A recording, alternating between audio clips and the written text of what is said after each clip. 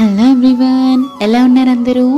Welcome to channel. Actually ఈరోజు మన వీడియోలో నేను కృష్ణాష్టమికి పాదముద్రలు ఎలా వేయాలి అండ్ ఎందుకు వేయాలి అనేది నేను చెప్తున్నాను. ముందుగా బియ్యపిండి ఉంటుంది కదా, మన ఇంట్లో మామూలుగా వాడుకునే పిండి వంటలకి వాడుకునే బియ్యపిండి కానీ లేదా షాప్స్లో కూడా మనకి దొరుకుతుందనమాట. నేనైతే ఇది షాప్లోనే తెచ్చాను. ఈ బియ్యపిండిలో కొంచెం వాటర్ కలిపేసుకుంటూ, ఒకేసారి ఎక్కువ పోయకుండా కొంచెం కొంచెం కలుపుకుంటూ మెత్తటి, ఇప్పుడు దోశకి మనం పిండి ఎలా వేసి కలుపుకుంటామో అలా అయ్యేలాగా కలుపుకోవాలన్నమాట. ఇలా తీయగానే ఇలా జారేలాగా.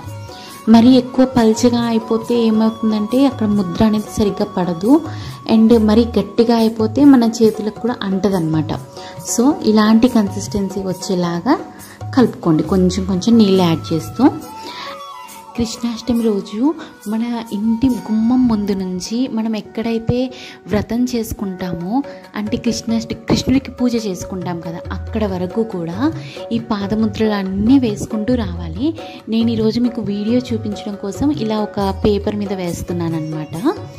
సో ఈ పాదముద్రలు ఎంత చక్కగా వస్తే అంత ముద్దుగా ఉంటుంది.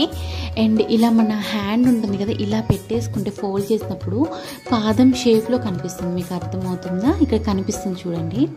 అండ్ ఇలా పిండిలో జస్ట్ ఇలా ఒక్కసారి ఇలా తిప్పేసి పెట్టేసేయండి. ఆ ముద్ర అలా పడిపోతుందన్నమాట.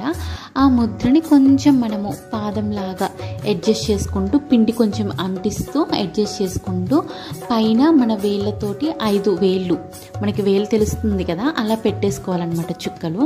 సో ముద్దుగా ఉందన్నమాట పాదం అయితే, అంత ముద్దుగా మనకి పాదం అనేది వచ్చేస్తుంది అనమాట. చాలా ఈజీ, వెరీ వెరీ సింపుల్గా ఈజీగా ఉంటుందన్నమాట. అండ్ ఈ పాదాలు మనం ఎందుకు వేయాలి అంటే, కృష్ణాష్టమి రోజు ఆ భగవంతుడు మన ఇంటికి చిన్ని కృష్ణయ్య రూపంలో ఇలా మనం పాదాలు వేస్తే ఆ పాదాల మీద నడుచుకుంటూ మన పూజ గదిలోకి వచ్చి మన పూజనంతటినీ ఆలకిస్తాడనేసి అందరూ నమ్ముతారనమాట.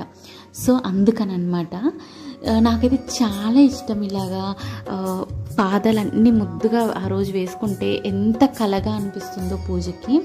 అండ్ చూసారా, ఇక్కడైతే మన పాదం రెడీ అయిపోయింది. చాలా ముద్దుగా చిన్ని కృష్ణయ్య పాదము. ఈ చిన్ని కృష్ణయ్య పాదాల మీద మనము మన ఇంట్లో చిన్న చిన్న పిల్లలు ఉంటారు కదా, వాళ్ళని నడిపించుకుంటూ తర్వాత తీసుకొని వస్తే, వాళ్ళకి కృష్ణుడి వేషం వేసి అలా తీసుకొని వస్తే ఆ కృష్ణయ్యే నడిచినట్టు మన ఇంట్లో అనిపిస్తుంది అనమాట. లేదా పిల్లలు సేమ్ ఇదే కన్సిస్టెన్సీ, ఇలానే పిండి ఉంటుంది కదా, అందులో మన పిల్లల పాదాలు ఉంచి వాళ్ళతోనే అడుగులు వేయించినా కూడా చాలా అందంగా ఉంటుంది.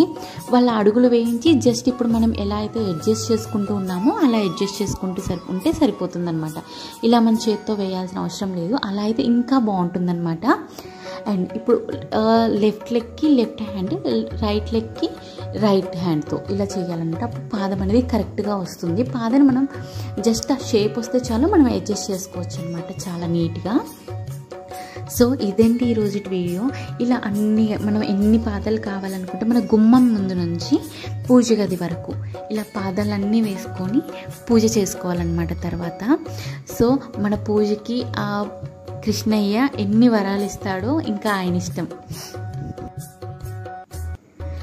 ఇదే అండి, ఇలా 2 పాదాలు వేసి చూపించాను కదా. ఇలా మిగతావన్నీ కూడా జస్ట్ మనం ఇలా ఒక అచ్చు పెట్టేసి, రిమైనింగ్ అంతా కూడా మనము ఎలా అంటే ఇప్పుడు నేను అడ్జస్ట్ చేస్తూ చూపించాను కదా, అలా అడ్జస్ట్ చేస్తూ వేళ్ళు పెట్టేస్తే సరిపోతుందన్నమాట.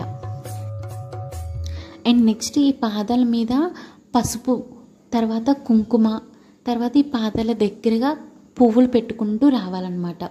ఇలా అసలు అంటే ఈ పాదాలు వేసే పద్ధతి ఇదన్నమాట. ఆ పాదాల మీద పసుపు, తర్వాత కుంకుమ, తర్వాత ఆ పాదాల ముందు లేదా పక్కన పువ్వులు పెట్టుకుంటూ రావాలి. ఎన్ని పాదాలు అయితే వేసామో అన్ని పువ్వులు అనమాట. ఇది పాదాలు వేసే అసలైన పద్ధతి అనమాట. అండ్ మీరు కావాలి అనుకుంటే, ఇంట్లో అంత స్పేస్ లేదు అనుకుంటే, ఓన్లీ పూజ గదిలో కూడా ఇలా ఒక పేపర్ మీద అయినా కూడా వేసుకోవచ్చు అనమాట. ఏం ప్రాబ్లం ఏం లేదు.